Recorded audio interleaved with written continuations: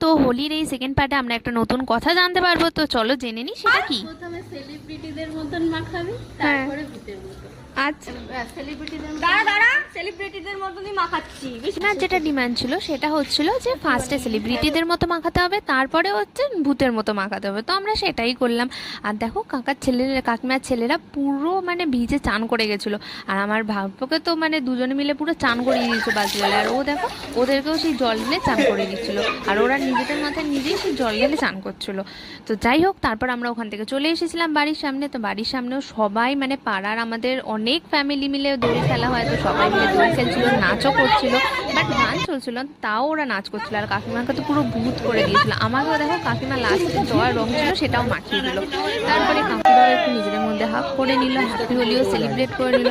আমরা একটু তারপরে রেস্ট নেওয়ার জন্য একটু বসেছিলাম। তারপর দেখো সবাই বসে পড়েছে মাটিতে, কারণ ভিডিও করা হবে আর ফটো তোলা হবে ওই জন্য।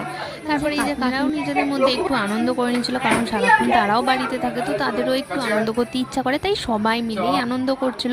যাই হোক, তারপরে আফটার অল হোলিটা শেষ হলো, বাট আমাদের দোল খেলা চলেছিল অনেকক্ষণ ধরে। লাস্টে আমিও একটু মজা করে হোলির আনন্দ করে একটু, তারপরে নাচ গান তো অবভিয়াসলি ছিল, রিলস তো করাই হয়েছে, যেটা তোমাদের সাথেও শেয়ার করেছি। তো যাই হোক, তারপরে হোলি শেষ হলো, দেখা হচ্ছে নেক্সট ব্লগে। ততক্ষণের জন্য টাটা, বাই বাই।